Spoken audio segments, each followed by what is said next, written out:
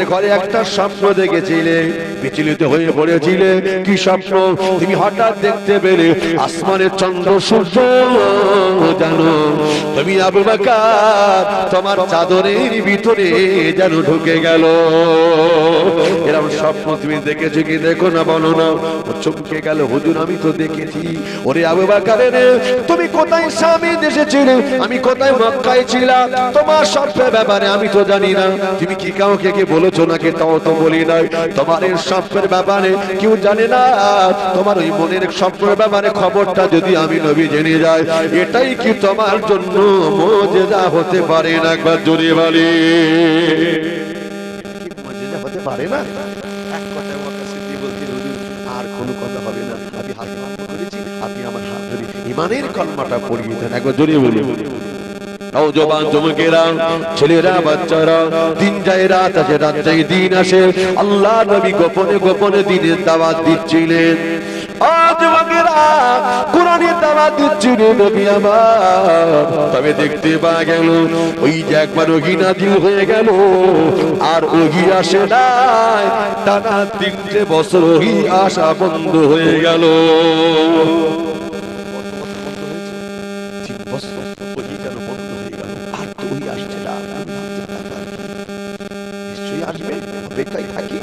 নওজোয়ান যুবকেরা, সময়ের পর সময়টা পেরিয়ে যায়। হযরত আল্লাহ নবী সাল্লাল্লাহু আলাইহি সাল্লাম কি করলেন?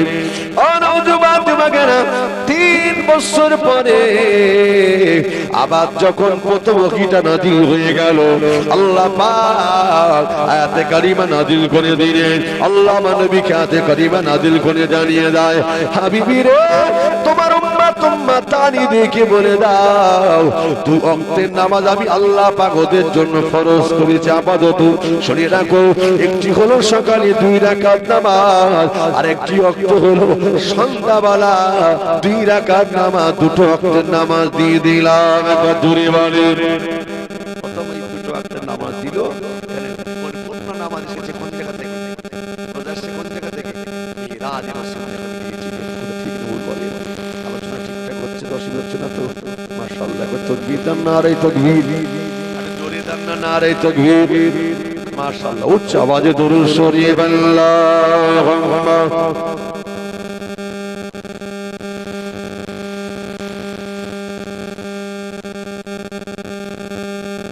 ওয়া আলা আলিহি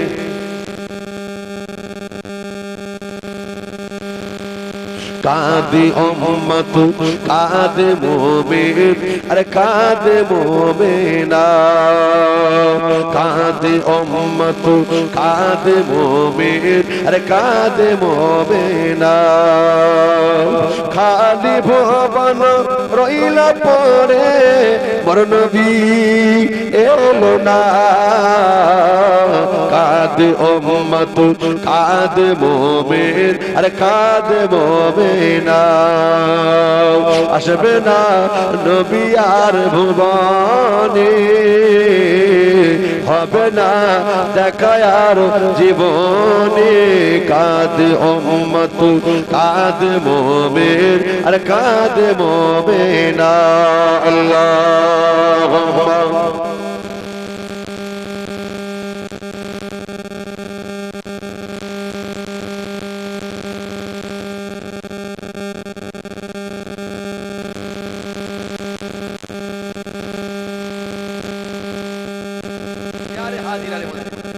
আমার বাবু ভাইরা ছিলাম, আল্লাহ খবর এসেছে সন্ধ্যায় আর সকালে 2 রাকাত করে 4 রাকাত নামাজ আদায় করতে হবে। আল্লাহ নবী কি করলেন? আল্লাহ দেওয়া দায়িত্বটা আল্লাহ নবী নবী মুসলিমদেরকে তিনি বোঝাতে লাগলেন। ও নওজোয়ান যুবকেরা, নবীর উম্মতানিরা, আমি দেখতে পাওয়া গেল আল্লাহ নবী আবার টানা 3 বছর ধরে গোপনে গোপনে তিনি দ্বীনের দাওয়াত দিয়েছিলেন। গোপনে গোপনে দ্বীনের দাওয়াত দিয়েছিলেন। এরপরে কি হলো? ওই ওহী আসলো যখন, নামাজের ব্যাপারে যখন বলে গেলেন কিভাবে নামাজ পড়বো, জীবাসাম কিন্তু বুঝিয়ে দিলেন। নামাজের আগে ওযু করতে হবে, ওযুর 4টে ফরজ সম্পর্কে বুঝিয়ে দিলেন।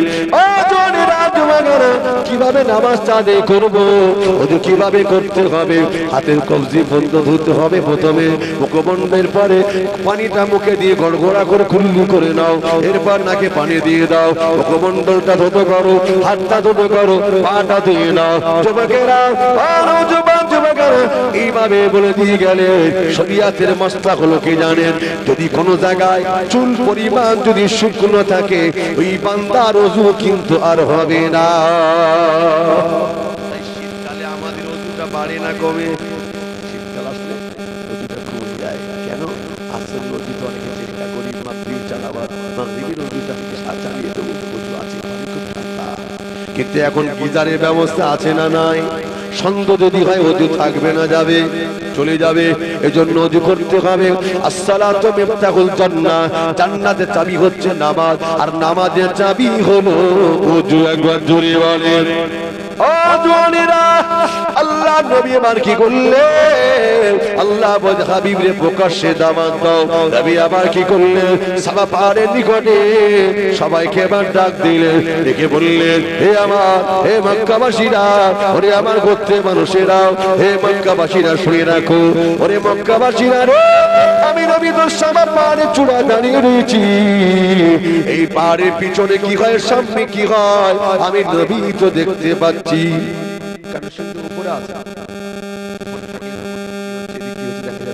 রাসূল বলছে, আমি যদি বলি এই পাহাড়ের পিছনে একদল শত্রু দাঁড়িয়ে রয়েছে, তোমাদের উপরে হামলা করে বিশ্বাস কি করো? একদল ঘোর শত্রু, সশস্ত্র বাহিনী রেডি, তোমাদের উপর হামলা করবে, এটাকে বিশ্বাস করো? এক কথা বলছে না, মুহাম্মদ তুমি যা বললাম তাই বিশ্বাস করো, কারণ তুমি তো আল্লাহ, তুমি তো আমানতদার, তুমি তো সত্যবাদী, জীবনও তো মিথ্যা বলো না, আজও তুমি মিথ্যা বলবে না, এটা আমাদের বিশ্বাস। আল্লাহ নবী কি বললেন?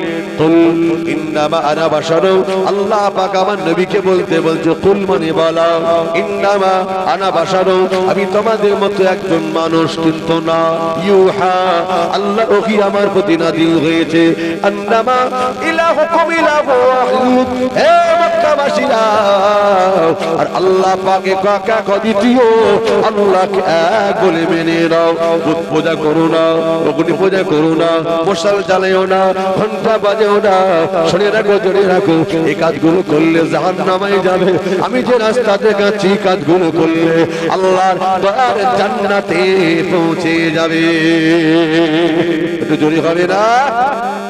আল্লাহ নবী যখন এই কথা বোঝালেন, যুবকেরা, ও নবী উম্মাতানিরা, ওই সময় আমি দেখতে পাওয়া গেল ওরা আমার নবীকে লক্ষ্য করে বলছে, মুহাম্মদ রে, এতদিন জানতাম তুমি একজন জ্ঞানী, তুমি একজন শিক্ষিত, তুমি একজন পণ্ডিত, কিন্তু এখন বুঝলাম না তোমার মতো পাগল পাম্পর মাথা মোটা কিন্তু আর কেউ নেই।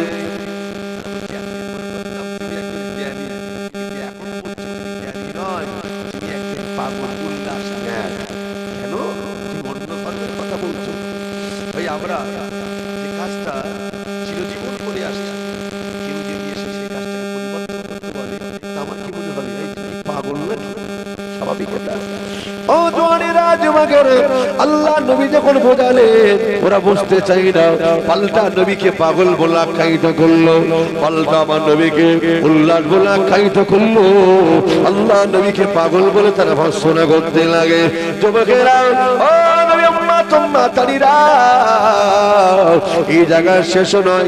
আবু লাহাব, আরে আমার নবী দুশমন, জানে দুশমন, কোরআনের দুশমন, সে একটা পাথর উঁচু করে বলেছিল, তাব্বানাকা লিহাজা জামাতিনা, ওরে মুহাম্মদ রে, তুই কি আমাদের জন্য ডেকেছিলিস? মূল্যবান সময়টাকে নষ্ট করার জন্য তুই ধ্বংস হয়ে যা।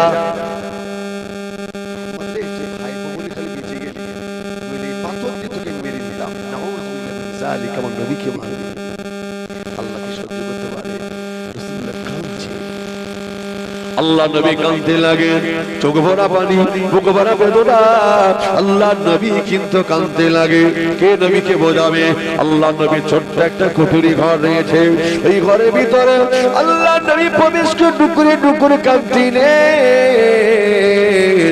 শুনে রাখেন, জেনে রাখেন, আমি দেখতে পাওয়া গেল আল্লাহ বাড়িকে বলছে, জীবন চলে যাও, আমার নবী যে কাঁদতেছে, আমি আল্লাহ পাক আমার হাবিবের কান্নাটাকে আমি আল্লাহ সহ্য করতে পারি না।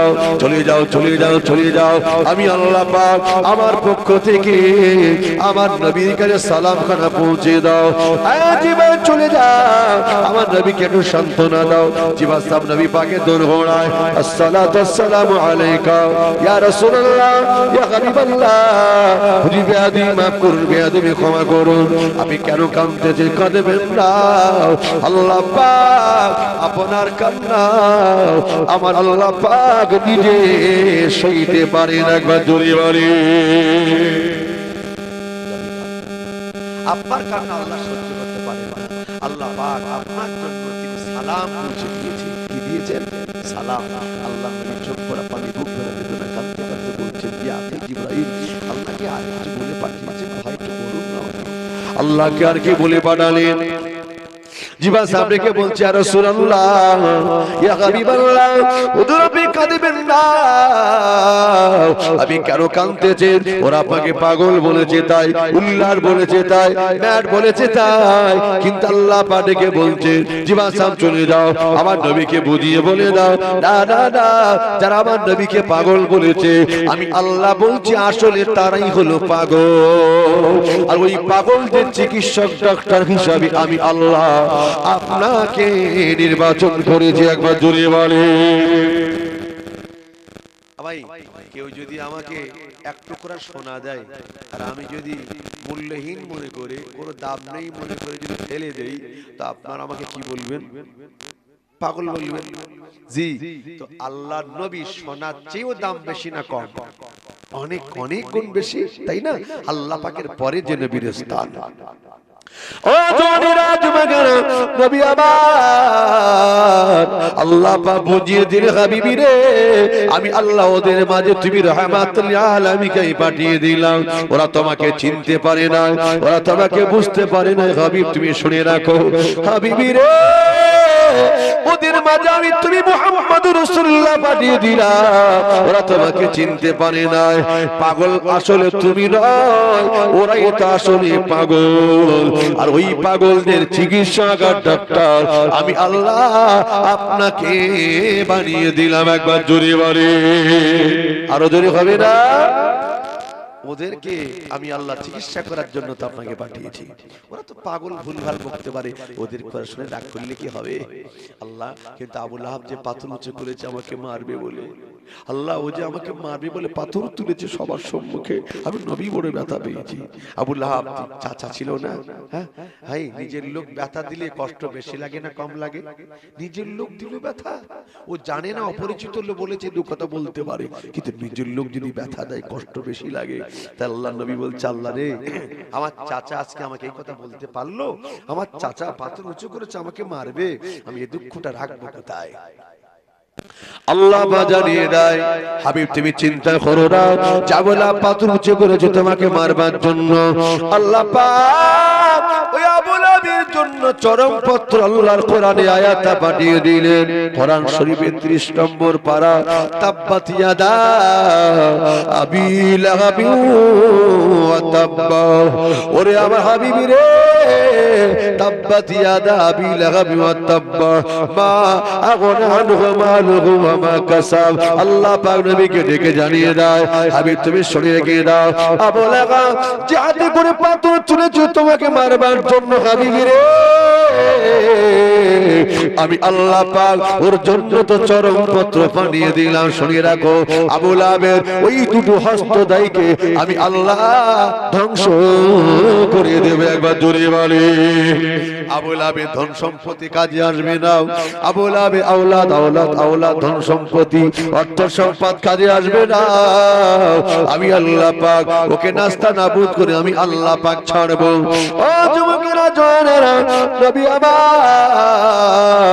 নবী আমার কি করলে জানে, আল্লাহ নবী কি করলে জানে, আল্লাহর দেওয়াই দায়িত্ব তিনি পালন করছিলেন। তবে দেখতে পাওয়া গেল আল্লাহ পাক আমার নবীকে ডেকে বলে, হাবিবি রে শুনে রাখো, চলে যাও চলে যাও, হাবিব তুমি কেঁদো না, চিন্তা করো না, হাবিবি রে তুমি তোমার দায়িত্ব পালন করো।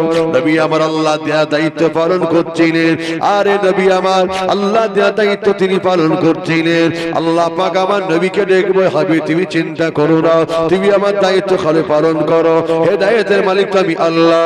নবী বলছেন আল্লাহ পাক আবু জাহল নবী বলে মানে না, আবু লাহাব আমাকে রাসূল বলে মানে না, ওতবা সাইবা নবী বলে মানে না। এরা যদি মেনে নিত আমি নবী বড় খুশি হয়ে যেতাম। আল্লাহ বলে হাবিবি রে ইন্নাদ দীন ইনদাল্লাহিল ইসলাম, পৃথিবীর বুকে যত ধর্ম রয়েছে সবচেয়ে মনোনীত পছন্দনীয় ধর্ম হলো আমি আল্লাহ আমার কাছে হলো ইসলাম। ইসলাম প্রচার করার দায়িত্ব তোমার, আর হেদায়েতের মালিক আমারই আল্লাহ। জোরে বলে, একটু জোরে হবে না? হেদায়েতের মালিক কে? আমার আল্লাহ। আল্লাহ হেদায়েতের মালিক। অনেকে মনে কি ভাবছে, এই এত টাকা খরচা করে এই জীবনী জলসা তোমরা যে প্রতি বছর দাও, তাতে করে কটা মানুষ হেদায়েত পায়? অনেকে বলে না, হ্যাঁ এত খরচা করো কি করে হেদায়েত পাবে? ভাই হেদায়েতের মালিক কি কোনো হুজুর? হেদায়েতের মালিক কোনো মসজিদে ইমাম? হেদায়েতের মালিক কেটে জোরে বলে আল্লাহ। আল্লাহ যাকে চাই তাকে হেদায়েত দেবে। হেদায়েতের দায়িত্ব যদি আল্লাহর নবীর হাতে দিতেন, আমার নবী তাহলে আবু লাহাব আবু জাহেলকে আগে হেদায়েত দিয়ে মুসলমান বানিয়ে দিতেন। ঠিক না ভুল বলেন? তাহলে হেদায়েতের দায়িত্ব আছে আমার আল্লাহর হাতে। একবার জোরে বলুন সুবহানাল্লাহ। ও নওজোয়ান যুবকেরা, ছেলেরা, বাচ্চারা, নবীর উম্মত উম্মতানিরাও, তবে দেখতে পাওয়া গেল নবী আবার দ্বীনের দাওয়াত দিতে শুরু করে দিলেন। যুবকেরা রে, আল্লাহ নবী আল্লাহ দেওয়া দায়িত্ব তিনি পালন করছিলেন। সারাটা দিন দিনের দাওয়াত দেয়। রাতের বেলা আল্লাহ নবী একটা ছোট্ট কুঠুরি ঘর রয়েছে, ওই ঘরের ভিতরে আল্লাহ নবী কি করেন, আল্লাহর মহাবাণী কোরআন শরীফ আমার নবী তেলাওয়াত করতে লাগে। বর্তমান কারি সাবরা কিরাত পড়ে, শুনতে ভালো লাগে কি লাগে না?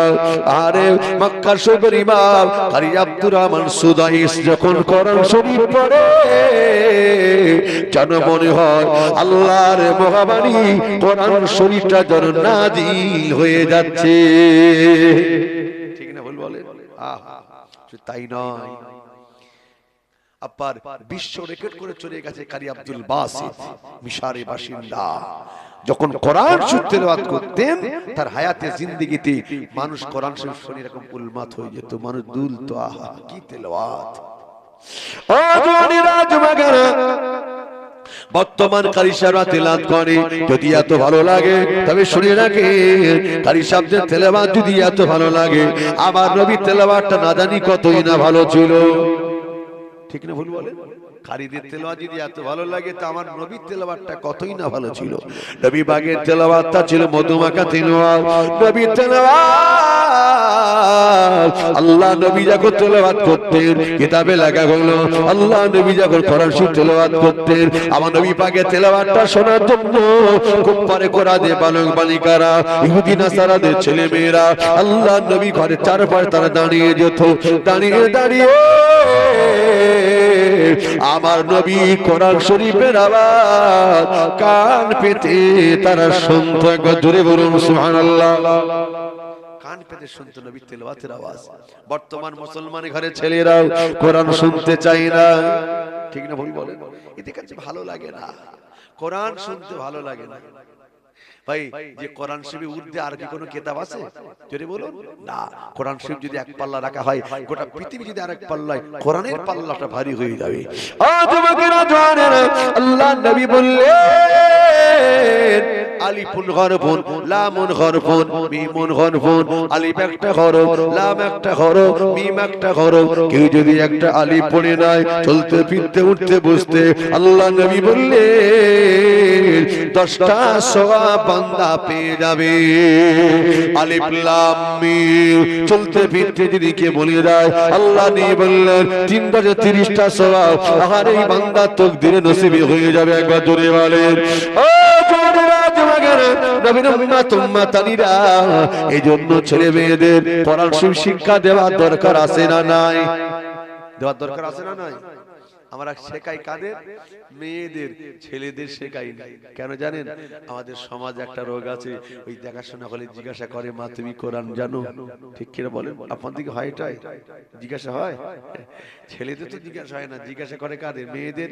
যদি বলে হ্যাঁ তো একটা সূরা পড়ো, হ্যাঁ বললে তার হবে না, পড়ে তো শোনাতে হবে। এই জন্য একটু মেয়েটা শেখায়, ছেলেটাকে শেখাই না। কি অন্যায় করেছে ছেলেটা। আসলে ও তো ছেলে, ও তো বাড়ি থাকবে, মেয়ে পরের বাড়ি যাবে, ওই মেয়েকে অনেক প্রশ্ন হবে, তাই তাকে শেখায়। ইস, আল্লাহ হেদায়েত দান, জোরে বল আমিন। ও নওজোয়ান যুবকেরা, কথাই কথা বেড়ে যায়। একটা কথা বলে আমি একটু ফিরে আসি। বিশ্বাস করুন, আল্লাহ নবী হাদিসে জানিয়ে দিলেন, আপনার বাপ মা যদি মরে যায়, মক্কা শরীফ থেকে যদি আপনি কোনো বড় বড় আলেমদেরকে নিয়ে এসে দোয়া করান, মদিনা শরীফ থেকে আলেমদেরকে নিয়ে এসে দোয়া করান, শুধু তাই নয়, মক্কার সেই ইমামকে নিয়ে এসে যদি দোয়া করান, ওই দোয়াটা কবুল হবে তার কোনো গ্যারান্টি নাই।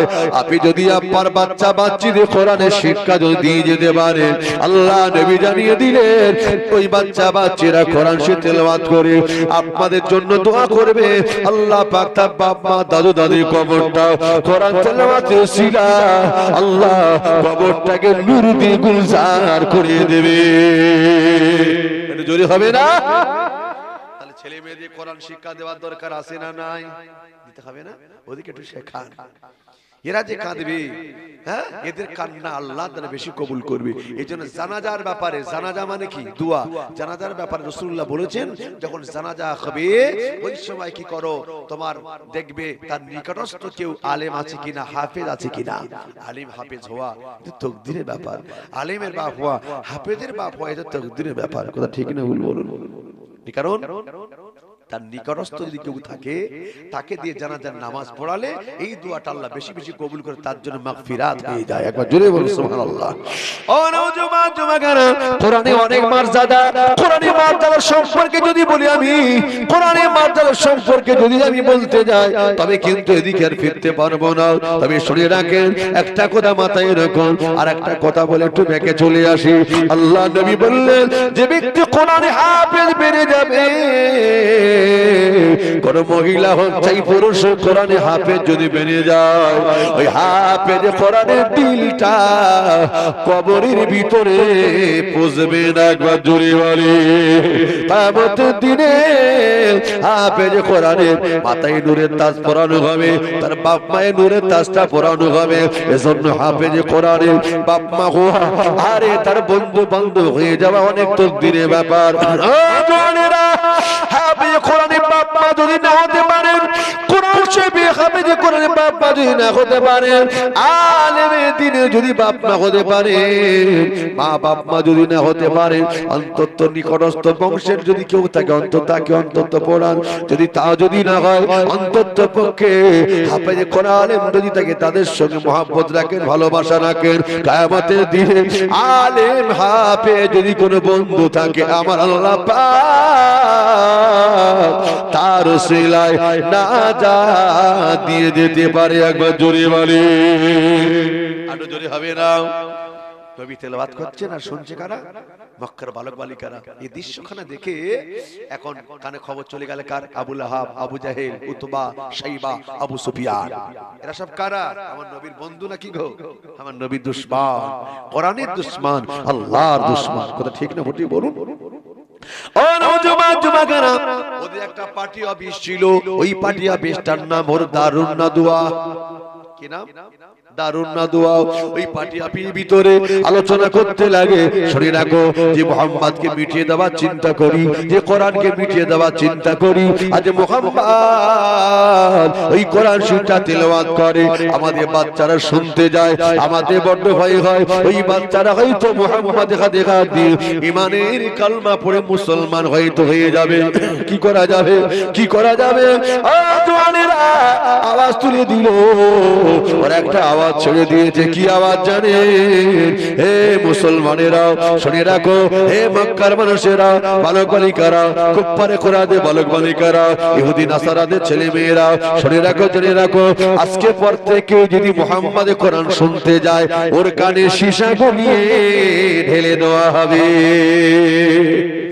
কোরআন শুনতে গেলে সীসা গলিয়ে ঢেলে দেওয়া হবে।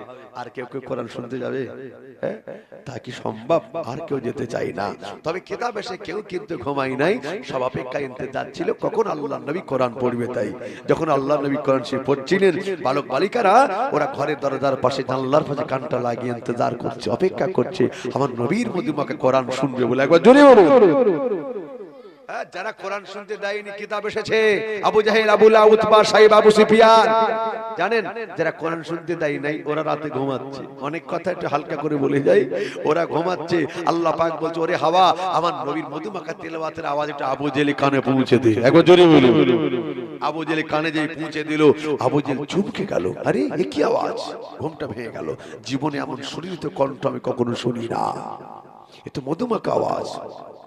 উঠে পড়ল আবু জাহেল, কোথা থেকে আসে আওয়াজটা আমাকে একবার দেখতে হবে। তাই ও জওয়ানেরা, যুবকেরা, আবু জাহেল দেখলে এই আওয়াজটা অন্য কোন জায়গায় না, ওই আওয়াজটা আমার ভাতিজা মুহাম্মাদের ঘরের ভিতর থেকে আসছে। একবার জোরে বলে, এত জোরে হবে না।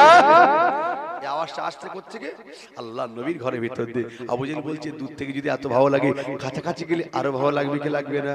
কাছাকাছি গিয়ে কানটা লাগিয়ে শুনছে, এত ভালো লাগছে। আবু জাহেল যে কোথায় আছে নিজে জানে না, দাঁড়িয়ে দাঁড়িয়ে শুনছে, এত ভালো লাগছে, সে জানে না আমি আছি কোথায়। শুধু আবু জাহেল নয়, ওই ক্যাটাগরি আবু লাহাব, উতবা, সাইবা, আবু সুফিয়ান, ওই ক্যাটাগরি বিদ্যারা ছিল যে তার সব রাতের বেলা চুরি করে করে লুকিয়ে লুকিয়ে আসছে। কোথা থেকে আওয়াজ আসছে দেখি তো। রাতটা ছিল আধার, অন্ধকারের রাত। আল্লাহ নবীর ঘরের চারপাশে দাঁড়িয়ে আছে, কেউ কাউকে দেখতে পায় না। আমাবস্যা, কালো অন্ধকার ঘুটঘুটি রাত, কেউ কাউকে দেখতে পায় না, চিনতে পারে না। একদম নিঃশব্দে যে দাঁড়িয়ে কোরআন শুনছে। আল্লাহ নবী কোরআন শরীফটাকে বন্ধ করে দিয়ে যে তুলে দিলেন, এখন আবু জাহেল, উতবা, সাইবা, আবু সুফিয়ান এরা যারা ছিল এদের চেতনা ফিরেছে। হাই হাই আমরা আছি কোথায়? আমরা নিষেধ করেছি কোরআন শুনতে দেব না, আর এখন আমরা কোরআন শুনতে এসেছি। একবার জোরে বলা যাবে না? আল্লাহ পারে কি পারে না? আল্লাহ সব কিছু করতে পারে। এখন এরা দেখছে পালাতে হবে। আবু জাহেল বলছে, আমি পালাই, আমাকে দেখলে আর কেউ মানবে নাকি এই আইনটা? আবুল্লাহ বলছে, আমিও পালাই, আমি যদি আমাকে যদি কেউ দেখতে পাই আইন আর চলবে না। যে দাস সব পালিয়ে যাচ্ছে, আল্লাহ পাক ডেকে বললেন, ওরে জমিন রে, লিল্লাহি মা ফিস সামাওয়াতি ওয়া মা ফিল আরদ, আসমান আর জমিনের মালিকটা কে? একটু জোরে বলে আল্লাহ। আল্লাহ ডেকে বলছে, জমিন রে, ওরা যে জেদার সামনে নতুন নতুন রাস্তা অবলম্বন করে ফিরে যাচ্ছে, ওই জমিনের রাস্তা শুনে রাখো, একটা চৌরঙ্গি, একটা চৌমাথা বেনে যাও, আমি আল্লাহ একে অপরের সাথে একটু সাক্ষাৎ ঘটিয়ে দেবো। একবার জোরে বলি, আর একটু উচ্চ আওয়াজে হবে না, চিল্লে বলা যাবে না। এবার সব পালাতে গিয়ে ধরা পড়ে গেল। দিদি আবু জাহেল, তুমি আবু সুফিয়ান, হাই উতবা, সাইবা, হাই হাই তোমরা কেন একটু বলো না, তোমরা কেন? চমকে গেল, দেখছি তো আর কেউ নেই, সবই যখন আমরা, আর কি মিথ্যা করে বলা যায়? যে মুহাম্মাদের বিরুদ্ধে সংগ্রাম করছি, ওই মুহাম্মাদের কোরআন তেলাওয়াতের আওয়াজ কানে গেল, পাগলের মতো দৌড়ে তার দোরগোড়ায় দাঁড়িয়েছিলাম। তুমি কোথায়? আমিও। এরা বলছে, আমরা যখন কোরআন শুনতে এসেছি, তা আপনি তো আমাদের নেতা, আপনি কোথায় গেছিলেন? আবু জাহেল বলছে, আমিও মিথ্যা কথা বলবো না, আমিও মুহাম্মাদের দোরগোড়ায় দাঁড়িয়ে কোরআন শুনতে গেছিলাম। একবার জোরে বলুন, আরো জোরে হয় না? নওজোয়ান যুবকেরা, ছেলেরা, বাচ্চারা, ও নবী উম্মত উম্মাতরিরা, তবে দেখতে পাওয়া গেল আবু জাহেল বলছে, না না, এসো, হাতকে লম্বা করো, আমার হাতে হাত দাও, ঈমানে কালমাটা পড়ে আমার হাতে হাত দাও, তওবা গ্রহণ করো, আজকে পর থেকে আর কেউ কোরআন শুনতে আসবে না। এখন আবু জাহেল তো ওদের নেতা, নেতার বিরুদ্ধে গেলে কপালে বিবাদ আছে না নাই? কপাল বিপদ আছে। বাধ্য হয়ে কি করলো? ইচ্ছার বিরুদ্ধে, যদিও মন চাই না, ইচ্ছার বিরুদ্ধে আবু জাহেল হাত দিল, তওবা করে নিল, বায়াত গ্রহণ করলো, আজকে পর থেকে আর কেউ কোরআন শুনতে যাবে না। আমি দেখতে পা গেল তবে দেখতে পাওয়া গেল আবু জেহেল কি করলো, উতবা সাইবা আবু সুফিয়ান সারাটা জীবন আমার নবী দুশমনি শুরু করে দিল। কথাই কথা বেড়ে যায়, তবে একটু মাথায় রাখুন আলোচনা কিন্তু অনেক লম্বা, এত বিস্তারিত লম্বা আলোচনা করলে গন্তব্যস্থলে যাওয়া যাবে না। আর একটুখানি আগে যায় আল্লাহ নবীর ব্যাপারে, আল্লাহ নবীর ব্যাপারে তারা কি করলো জানেন? জমে খেলাম ওদের চিন্তা বেড়ে যাচ্ছে, ওদের মাথা ঠিক নেই। আমরা একদিক দিয়ে আমরা চেষ্টা করছি মুহাম্মদকে মিটিয়ে দেব, কিন্তু যতদিন যায় সবাই তো লুকিয়ে লুকিয়ে মুহাম্মদে হাতে হাত দিয়ে ইমানে কলমা পড়ে মুসলমান হয়ে যাচ্ছে। একবার জোরে বলে। চলে গেল আবু লাহাবের কাছে, আবু তালেবের কাছে। ওরা আবু তালেব শুনে রাখো, তোমার ভাতিজাকে নিষেধ করে দাও, ও জানে কোরআনের কথা যেন আর না বলে। ও কি চাই বলো না, ও যা চাইবে আমরা সেটাই দিতে রাজি আছি। ও যদি নেতা হতে চায় বানিয়ে দেব, ও যদি আমাদের মাতব্বর বানতে চায় বানিয়ে দেব। অপরবার সুন্দরী নারীকে বিয়ে করতে চাইলে তাকে বিয়ে দেওয়া হবে, টাকা চাইলে টাকা দেওয়া হবে। শর্ত হলো কোরআনের দাওয়াত যেন আর যেন না দাও। যুবকেরা ওরা আমার নবীকে কোরআন তেলাওয়াতটা বন্ধ করার জন্য যথেষ্ট চেষ্টা করেছে না করে নাই? ইসলামটাকে বিরোধ করার জন্য যথেষ্ট তারা চেষ্টা চালিয়েছে, কিন্তু না কোন মতে বন্ধ করতে পারি না। যত সময় যায় সবাই যেন দলে দলে দলে দলে আল্লাহ নবী হাতে হাত দিয়ে ইমানে কালমা পড়ে মুসলমান হচ্ছে। একবার জোরে বলেন, একবার জোরে সরে আল্লাহুম্মা সাল্লি আলা মাওলানা মুহাম্মদ ওয়া আলা আলিহি। ও নওজোয়ান যুবকেরা, ছেলেরা, বাচ্চারা, ও নবী উম্মত উম্মাতানিরা, তবে দেখতে পাওয়া গেল, বিশ্বাস করুন অনেক যদি আলোচনা অনেক লম্বা, কিন্তু একটু আস্তে আস্তে না বললে তো জায়গায় পৌঁছে যাব না। আরে বিশ্ব নবীকে শেষ করবার জন্য অনেক পরিকল্পনা চললো। আবু তালেবের কাছে বলবার পরে আবু তালেব বলছে ঠিক আছে দেখা যায় ভাইপো বাড়িতে ফেরবার পরে আল্লাহ নবী জানিয়ে দিলেন, আবু তালেব শুনে রাখো, ওরে আবু তালেব শুনে রাখো, মুহাম্মদকে বলে দিও ও জানে আর দাওয়াত না দেয়। আল্লাহ নবী ফেরবার পরে আবু তালেব আমার নবীকে ডাক দিয়ে বলছে, মুহাম্মদের শুনে রাখো, শুনে রাখো, ওরা বলে গেছে এই কথাগুলো, তুমি কোরআনের দাওয়াত আর যাতে তুমি না দাও, এই ব্যাপারে তারা কিন্তু তাগিদ করে গেছে। ও কোরআনের দাওয়াত যদি না দাও তোমাকে কিনতে আছে কিছু তারা তোমাকে দেবে বলেছো, বড় করে নাও। কি বলতে চাও? আল্লাহ নবী জানিয়ে দিলেন, ওরে আমার চাচা আবু তালেব রে শুনে রাখো, শুনে রাখো, আমি আল্লাহ নবী জানিয়ে দিলাম ওরা আমাকে কি দেবে। ওরা যদি আমাকে এক হাতে যদি চন্দ্র এনে দেয়, অপর হাতে যদি সূর্য যদি এনে দেয়, তবে শুনে রাখো আমি মুহাম্মদ কোরআন শরীফ ছাড়া দ্বিতীয় কোনো কথা, আল্লাহর কথা ছাড়া, কোরআনের কথা ছাড়া কিন্তু বলতে রাজি নয়। একবার জোরে বলি। আর থেকে চিল্লে বলা যাবে না। আবু জেহেলের চিন্তা বেড়ে গেল, এ তো কোনো কথা নেবে না, তবে কি করা যাবে? আবু জেহেল চিন্তা বেড়ে গেল, কি করলো জানে? কিতাবে লেখা হলো আবু জেহেল কিন্তু একটা গর্ত খুলে ফেলেছে। আবু জেহেল কি করেছে? একটা গর্ত খুলেছে, ওই গর্তটা কম বেশি 70 ফুট গর্ত। কি করা হবে?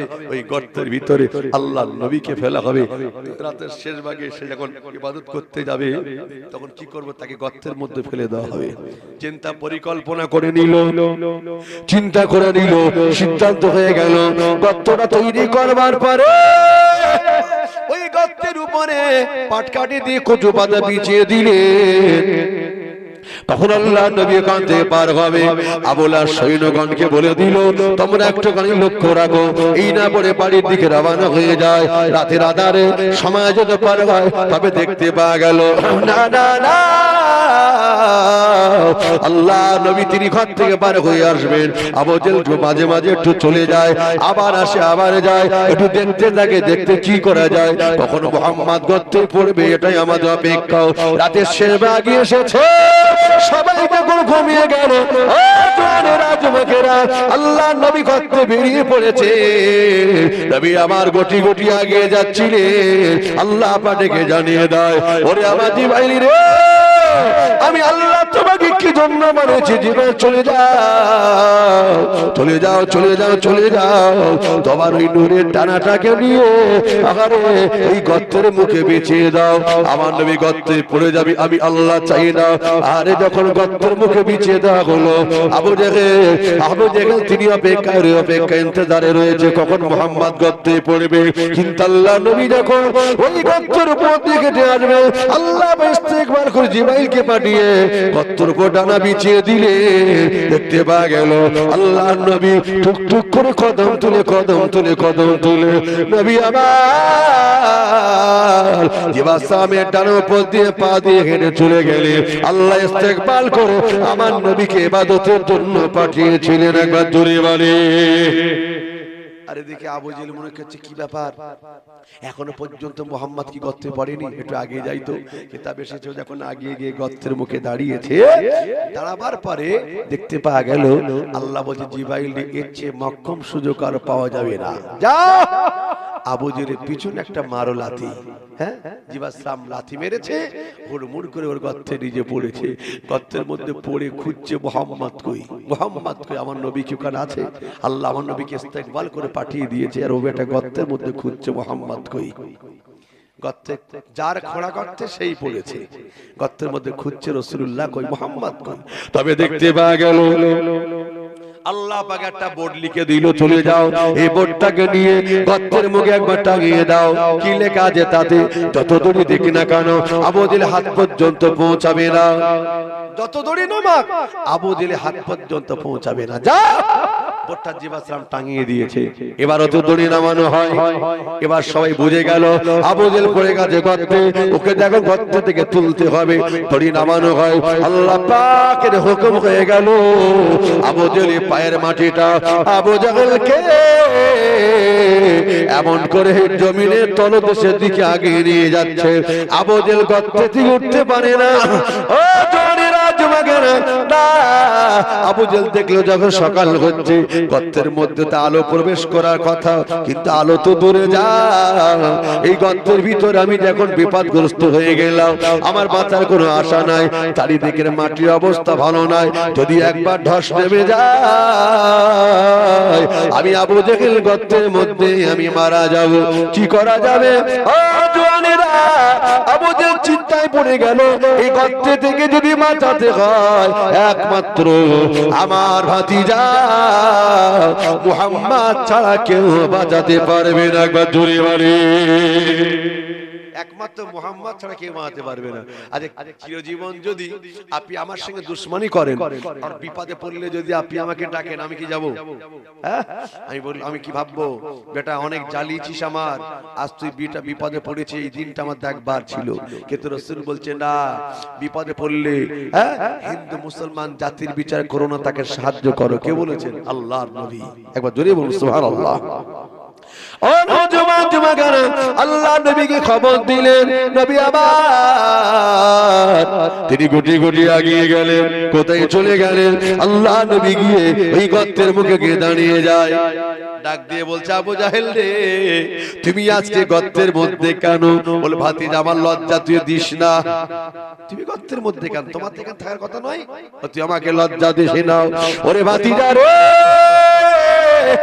আমাকে একটু তাড়াতাড়ি তুলে ফেল। আল্লাহ নবী ডেকে বলছে ভাতিজা রে, আল্লাহ নবী ডেকে বলছে চাচা রে, তবে তুমি গর্তে এখানে একবার কি আমাকে বলবে? তোমার এখানে থাকার কথা নয়। ওই আবু জেহেল ডেকে বলছে আমি তোর জন্য গর্তটা খুঁড়েছিলাম, এখন তোর খোঁড়া গর্তে আমি আবু জেহেল তোর জন্য গর্ত খুঁড়েছিলাম, এখন ওই গর্তে আমাকে নিজেকে পড়তে হয়েছে। একবার জোরে বলে। আল্লাহ নবী চোখ দিয়ে টাপ টাপ করে পানি ঝরে গেল। আল্লাহ নবী কাঁদতে কাঁদতে জানিয়ে দিলেন, ওরে আবু জেহেল রে, কোন মুহাম্মদকে তুই মারতে চাও যে মুহাম্মাদের ব্যাপারে আল্লাহ পাক এতটা ইজ্জত সম্মান দিয়েছে তুমি জানো না আমার আম্মা যখন আগারে শুনে রাখো আমি যখন মায়ের পেটের মধ্যে ছিলাম আমার মা যখন রাস্তা দিয়ে হেঁটে হেঁটে যেত উপর থেকে কোনো পাখি যদি উড়ে যেত আমার মাকে দেখে ওই পাখিগুলো দূরে থেকে চলে যেত যাওয়া যাবে না চেয়ে চেয়ে দেখো আমি না আরে বিশ্ব নবীর মা যে চলে এসেছে না না না তার পেটের ভিতরে বিশ্ব নবী রয়েছে তার মাথার উপর দৌড়ে যাওয়া যাবে না এই না মনে করে দূরে থেকে তার উড়ে চলে যেত পাখি আমাকে চিনেছে তাই না আমার আম্মার পেটে যখন আমি ছিলাম আমার মা যখন পানি আনতে গেল কোথায় গিয়েছে কুয়ার কাছে পানি তুলবে তাই পেটের মধ্যে মুহাম্মদ ছিলাম হ্যাট হয়ে নিচু হয়ে পানি তুললে যদি মুহাম্মাদের কষ্ট হয় এজন্য আল্লাহ পাক ওই কুয়ার পানিটাকে চাগিয়ে চাগিয়ে চাগিয়ে উপরে উঁচু করে দিলেন যাতে আমার মায়ের কাটিয়ে নিতে কোনো অসুবিধা না হয় একবার জোরে বলে একটু জোরে হবে না ও জওয়ানেরা ও চাঁদপুরের মুসলমানেরা আমি দেখতে পাওয়া গেল আল্লাহ নবীর অনেক কথা শুনিয়েছেন আবু জেল বলছে ভাতিজারে সব কথা আমি তো বুঝলাম জানলাম বাবার এখন আমাকে উপরে তো নইলে বাঁচার কোনো রাস্তা নাই নবী বলছে আমি তোমাকে তুলবো তবে একটা শর্ত আছে কি শর্ত যদি তুমি উপরে উঠে এসে আমি নবীর হাতে হাত দিয়ে একটু ইমানের কলমাটা একটু পড়ে নাও একবার জোরে বলুন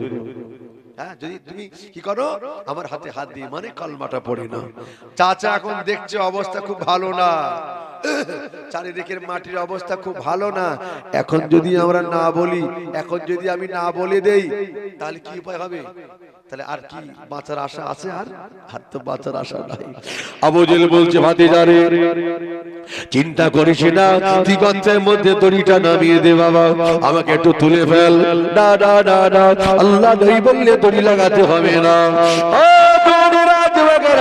নবী আমার এই গর্তের মধ্যে যখন হাতটা নামিয়ে দিলে আল্লাহ ডেকে বলছে বোটখানা তুলে নাও জিবরাইল আমার নবী হাতটা নামিয়ে দিয়েছে আল্লাহ পাক জানিয়ে দিলেন এ আবু জেল পায়ের মাটি রে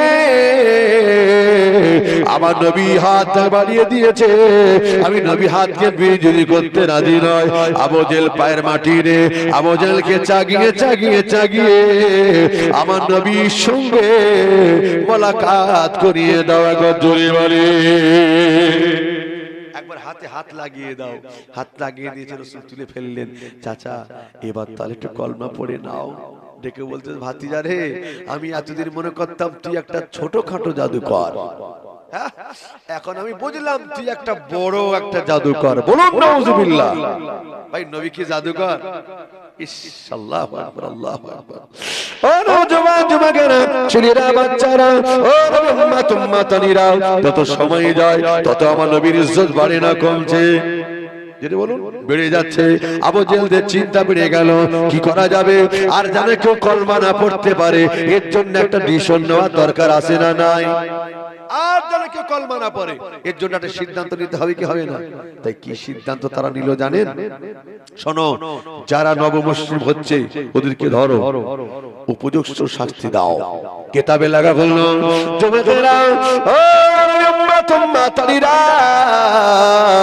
হযরত খাব্বাব রাদিয়াল্লাহু তাআলা আনহুকে কি করলে জানেন আরে শাস্তি দিতে লাগে এমন করে খাব্বাবকে লোহাটাকে দিয়ে এমন করে তলোয়ারটাকে নিয়ে আগুনে পুড়িয়ে লাল করে দিয়ে হযরত খাব্বাবের পিঠে ছাগ দিতে লাগে ও জানেরা পিঠ থেকে এমন করে চামড়া পড়ে যায় এমন করে চর্বি গুলো গলে যায় এমন করে তার পিঠে অনেক ব্যথা যন্ত্রণা শুরু হয়ে গেল আরে খাব্বাব বলেছিলেন ওরে বেদিনেরা রে মারতে মারতে যদি তোরা আমাদেরকে মেরে দিয়ে কষ্ট দিতে দিতে যদি শেষ করে দে তবে শুনে রাখ ওই মুহাম্মদ সাল্লাল্লাহু আলাইহি সাল্লামকে জীবনে কখনো আমরা ভুলতে পারবো না একবার জোরে বলি একবার দরুদ আল্লাহুম্মা সাল্লি আলা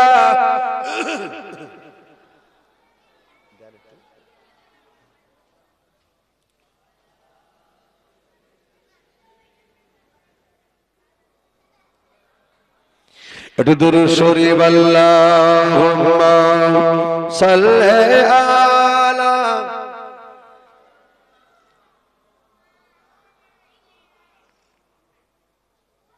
ওয়া আলা আলিহি।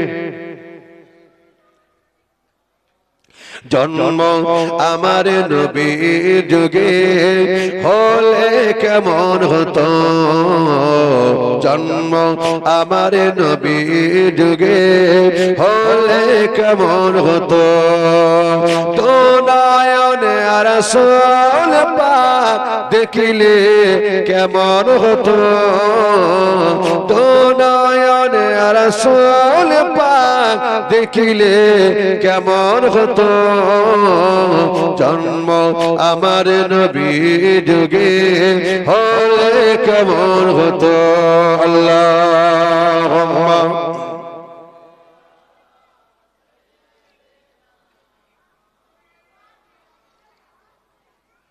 ওয়া আলা আলিহি।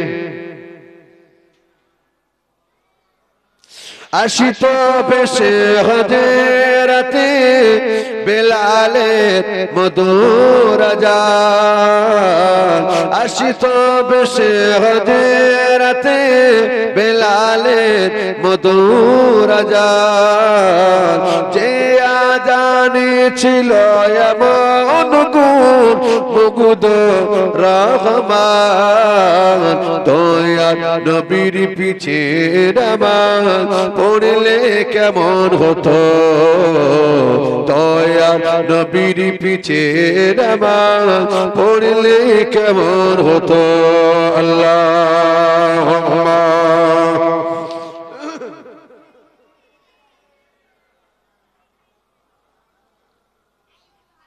ওয়া আলা আলিহি। চলুন তাহলে যারা নবমুসলিম হয়েছিলেন এরকম করে অনেককে শাস্তি দিয়েছে, তাই নয় কিতাব এসেছে হযরত বেলাল রাদিয়াল্লাহু তাআলা হুকে তাকেও শাস্তি দিয়েছে। কি শাস্তি? বেলাল ছিল উমাইয়া ইবনে খালফের গোলাম। আলোচনা একটা ধরলে অনেক বড় বড়, একটু আস্তে আস্তে এগিয়ে যাই, না গেলে ঠিক জায়গা তো আস্তে আস্তে যাওয়া যাবে না। হযরত বেলাল রাদিয়াল্লাহু তাআলা আনহু তিনি ছিলেন উমাইয়া ইবনে খালফের গোলাম। হযরত বেলাল তিনি কি করছেন? হাতে হাতে কাজ করেন আর জবানে জবানে আমার নবীর শানে দুরূদ শরীফ পড়ছিলেন। একবার জোরে বলে উমাইয়া ইবনে খালফি বলছে, বেলাল তুমি কি পড়ছো বলো তো একবার, তুমি যে ঠোঁটটা নাড়ছো কি বলছো? উমাইয়া ইবনে খালফি বলেছিল, আমি না মুহাম্মদ সাল্লাল্লাহু আলাইহি ওয়াসাল্লামের নামে একটা দুরূদ শরীফ পড়ছি। মানে আমি ওই মুহাম্মদ সাল্লাল্লাহু আলাইহি ওয়াসাল্লামকে একটা নবী বলে মেনে নিয়েছি। একবার জোরে বলুন, আরো জোরে বলা যাবে না? তোমাদের সাহস তো কম নয়। এই তুমি আমার নুন খাবে, মুহাম্মাদের গুণ গাইবে, তুমি আমার গোলাম হয়ে মুহাম্মদকে নবী বলে মানবে? এটা কখনো দিনের জন্য আমি মেনে নিতে পারবো না। চরম অপরাধ করেছো, কলেমাটা ছেড়ে দাও। হযরত বেলাল কাকতি মিনতি করে বলেছিলেন, ওরে আমার মুনিব, আমি আপনার কাজে ফাঁকি দেব না। আমি যতটা কাজ করছি আপনি কাজের চাপ বাড়িয়ে দিলে তবুও সে কাজ করব আমার সমর্থ অনুযায়ী। তবে শুনে রাখো, আপনি না ওই মুহাম্মদ সাল্লাল্লাহু আলাইহি ওয়াসাল্লামের কলমা ছাড়ার কথা আমাকে বলবেন না, ইসলাম ছাড়ার কথা আপনি আমাকে বলবেন, এই অনুরোধটুকু আপনি রাখেন। উমাইয়া ইবনে খালফের মেজাজ খারাপ হয়ে গেল। উমাইয়া ইবনে খালফের মেজাজটা খারাপ হয়ে গেল। কেন জানেন? উমাইয়া ইবনে খালফ বলেছিল, আরে ও জওয়ানেরা জমাকানা, উমাইয়া ইবনে খাল অবাক হয়ে গেল, আমার গোলাম হয়ে আজকে মুহাম্মদ খাদে খাদে কলমা পড়বে, এটা তো কখনো মেনে নেওয়া যায় না। অত্যাচার শুরু করতে চাই, কলমাটা ছেড়ে দাও, নইলে কিন্তু মারকে মরণ হবে, বাঁচার তোমার কোনো রাস্তা নাই। যুবকেরা, ও দেখতে পাওয়া গেল হযরত বেলাল ডেকে বললে, শুনে রাখো, না না না, আমি গোলাম বলে ভাবে আমার প্রতি অত্যাচার করো না, তুমি আমার প্রতি যা কিছু করবে আমি শুনে রাখো। আমি শেষ একটা কথা বলে দেই, আমাকে তুই মারো আর কতল করো আর শেষ করে দাও, যে কলমাটা পড়ে নিয়েছি আমার জীবন থাকতে এই কলেমা ছাড়তে আমি রাজি নই। এটা জোরে হবে না? কি গো, কেউ যদি আমাদের হ্যাঁ, রাতের আধারে আমি চলছি, হঠাৎ যদি কেউ একটা আমার কিনা অরিজিনাল নাই নকল যদি একটা বন্দুক পিস্তল যদি আমার বুকে ধরে, এই তুই মুসলমান না হিন্দু বল, তখন আল্লাহর কিনা আমি হিন্দু। হ্যাঁ, বাচ্চার তাগিদে কথা ঠিক না ভুল বলে। কিন্তু হযরত বেলাল বলছেন আমি মরেও যাব, কিন্তু শুনে রাখো আল্লাহর নবী ছাড়তে আমি রাজি নই, আমাকে জবরদস্তি ভাবে আমাকে বাধ্য করো না। ও নওজোয়ান যুবকেরা, ছেলেরা, বাচ্চারা, ও নবী উম্মত উম্মতারিরা, হযরত বেলাল রাদিয়াল্লাহু তাআলা আনহু কি করলেন জানেন? কি ডেকে বলতে লাগলেন, হে উমাইয়া, ওরে আমার মালিক রে, যে মুহাম্মদকে আমি নবী বলে মেরেছি, আমাকে বাধ্য করো না ছাড়তে, জীবন চলে যাবে, আমি কখনো ছাড়তে পারবো না, কোনো কথা হবে না। চাবুক নিয়ে আঘাত করতে লাগে, আঘাত করতে লাগে। ও জওয়ানেরা, যতই মারে ততই বেলাল আহাদ আহাদ আহাদ শব্দটা তিনি ধরে ধরে বলতে লাগে। তোরা আমাকে যত জোরে জোরে মারবে তত জোরে জোরে আহাদ। আল্লাহ পাকে কথা দিও, আল্লাহ ইজওয়ান, আল্লাহ এক বলে আমি স্বীকার করে নিয়েছে, আমি আল্লাহকে ভুলতে রাজি নয়, আল্লাহর প্রিয় নবীকে নবী বলে মেনে নিয়েছে, আমি ছাড়তে রাজি নয়, তার মহাবাণী কোরআনকে কোরআন বলে মেনে নিয়েছে, ইসলামটা সত্য ধর্ম মেনে নিয়েছে। মারতে মারতে যদি মেনে দাও, কোরআন ছাড়তে রাজি নয়। আবু জাহল মারে, ওমাইয়া ইবনে খালফ মারে, মারতে মারতে একজনের হাত যদি ব্যথা হয়ে যায়, চাবুকটা অপরের হাতে দিয়ে দেয়, কিন্তু মারটা বন্ধ হয়ে না। মারতে মারতে চামড়া খসে গেল, ও যুবকেরা, রক্ত রঞ্জিত হলো গোটা বডিটা, দেহটা, গোটা চেহারা ক্ষত বিক্ষত হলো, জমিনটা পড়ে ভিজে কাদা হয়ে যাচ্ছে। হযরত বেলাল আর চলতে পারে না, আল্লাহ জমিনে হযরত বেলাল উঠিয়ে গেলেন।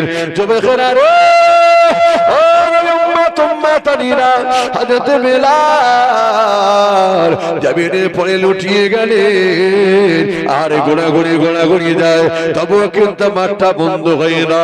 ওরে বেলাল রে, এখনো সময় আছে, কলমাটা ছেড়ে দে, নইলে তিনবার রেখে মরে যাবি, তোর বাঁচাবার জন্য কেউ আসবে না।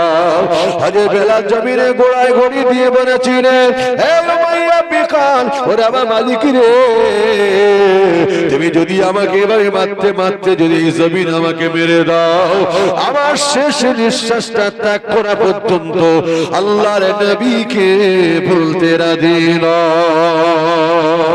একটু জোরে হবে না? ও নবী উম্মত উম্মতানিরা, ও জওয়ান যুবকেরা, ছেলেরা, বাচ্চারা, কি অত্যাচার হযরত বেলাল সহ্য করেছিলেন, নবীর সাহাবারা কি অত্যাচার সহ্য করেছিলেন, কিন্তু নবীকে বলে না জিন্দেগি কতটা কষ্ট ভোগ করতে হয়েছে, আল্লাহ নবীকে ছাড়ে নাই, আল্লাহকে তারা কিন্তু বলে না। নওজোয়ান যুবকেরা, আমরা খাই দেয় আরামে ঘুরে ঘুরে বেড়াই, আযান হলে মসজিদে যাই না, কি মুখ তুমি কিয়ামতে আমার নবীকে দেখাবে? ওরে যুবকেরা রে, ও নবী উম্মত উম্মতানিরা, তবে দিনে দেখতে পাওয়া গেল হযরত বেলাল রাদিয়াল্লাহু তাআলা আনহুর প্রতি অত্যাচারটা বেড়ে যায়, কমে না। এরপরে কি করলো জানে? পায়ে দড়ি বেঁধে দিয়েছে, আর মক্কার বালক দেখাতে ধরিয়ে দেয়, হে বালকেরা, পায়ে রশি বেঁধে দিয়েছে, টানতে থাকো, বেলালকে জমিনে টানতে থাকো। একে পিঠের চামড়া উঠে গেল, রক্ত রঞ্জিত হয়ে গেল, গোটা চেহারা ক্ষত বিক্ষত হয়ে গেল।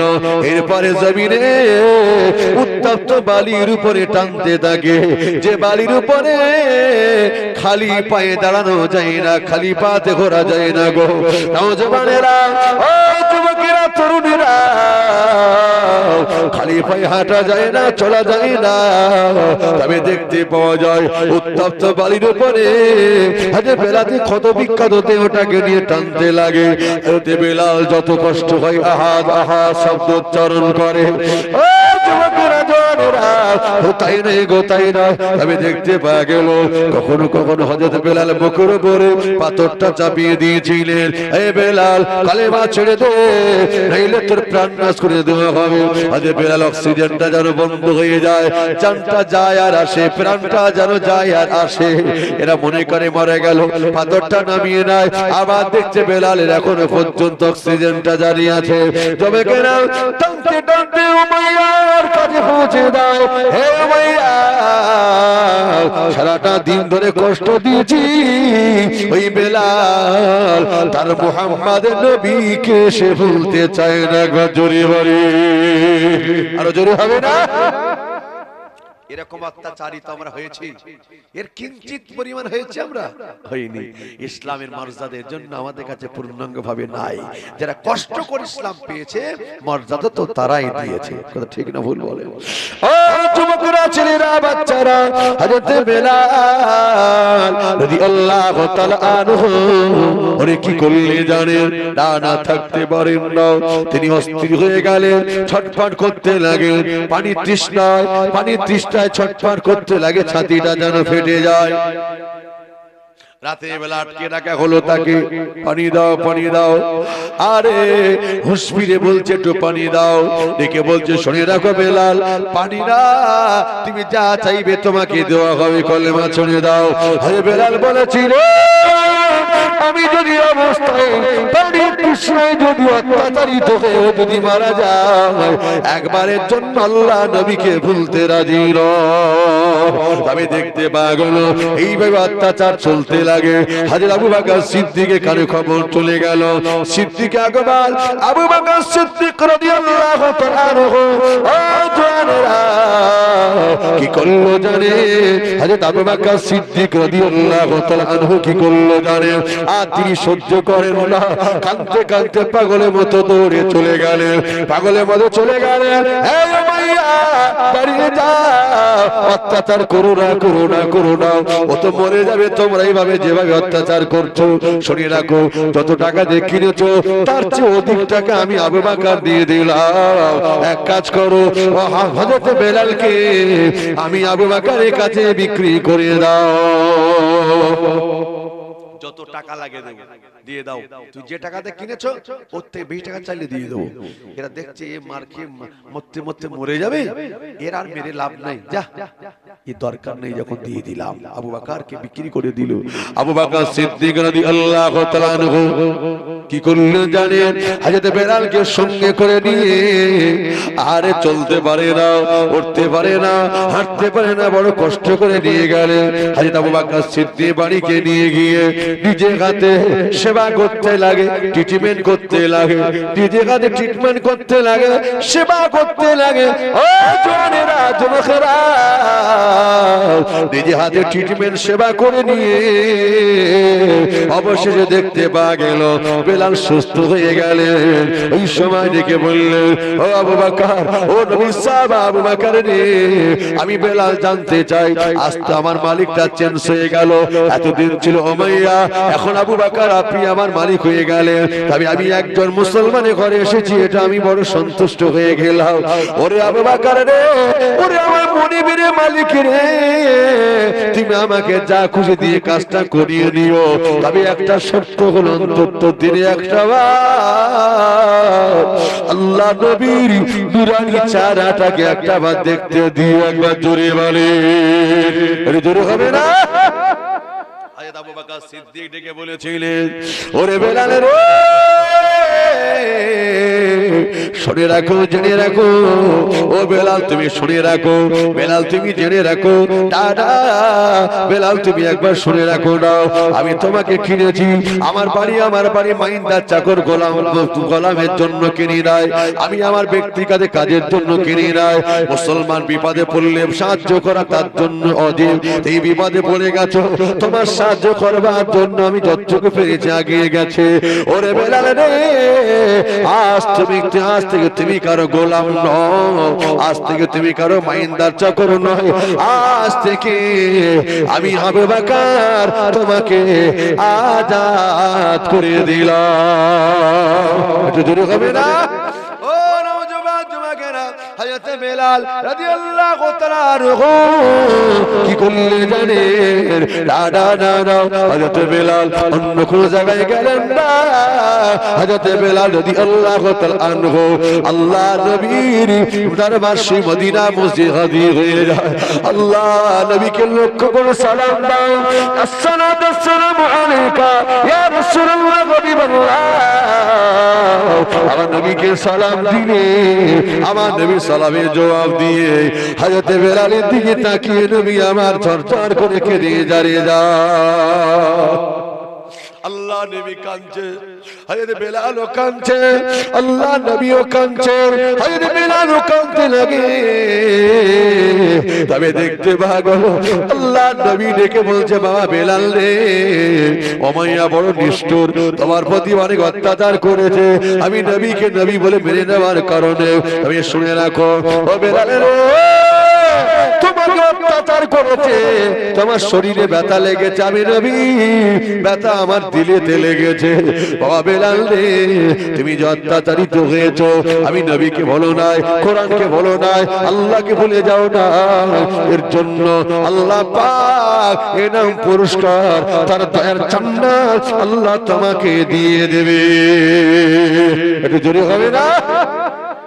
আমি তো জান্নাতের আশায় কলমা পড়ি নাই, আপা নুরানি চেহারা দেখে আমি খুশিতে বাগে বাগ আপনাকে দেখবার জন্য মনটা বড় কাঁদছিল। এখন আমি আব্বাকে পেয়ে গেলাম, আমি বেলাল আর আমি কিছু চাই না। ও জোয়ানেরা, যুবকেরা, ছেলেরা, বাচ্চারা, ও নবী উম্মত উম্মাতনিরা, এইভাবে ওরা আমার নবী সাহাবাদের প্রতি অত্যাচার করেছে, কিন্তু না, তারা কিন্তু আল্লাহ নবীকে বলে নাই, কোরআনকে বলে নাই। যুবকেরা রে, আল্লাহ নবী দোয়া চেয়েছিলেন, ও রব্বি আল্লাহ, আবু জাহেল কে না ভাই, ওমরকে তুমি ইমানে কালমা খানা পড়িয়ে দাও। কেন না, কেন না, আজকে রাজের সবচেয়ে বড় নেতা মাতব্বর, যদি এদের ভিতরে একদম যদি কালেমাটা পড়ে লাই, আমি নবী আমার ইসলাম প্রচার করাটা সহজ হয়ে যাবে। আল্লাহ পাক, আল্লাহ পাক আবু জাহেলকে নয়, আল্লাহ ওমরকে কবুল করে নিয়েছেন। আবু জাহেল ডেকে বললেন, হে ওমর, চলে যাও, চলে যাও, দেরি করো না। এই মুহাম্মদ আজকে দিনেতে ওর হাতে যে কলমা পড়ে নিয়েছে, এত অত্যাচার করি কিন্তু কলমাটা ছাড়ে না, আগে মুহাম্মদকে শেষ না করলে গদি আর টেকবে না। কে আছে, চলে যাও, এই আমার চলে যাও, বিনিময়ে 100 উট তোমাকে দেওয়া হবে।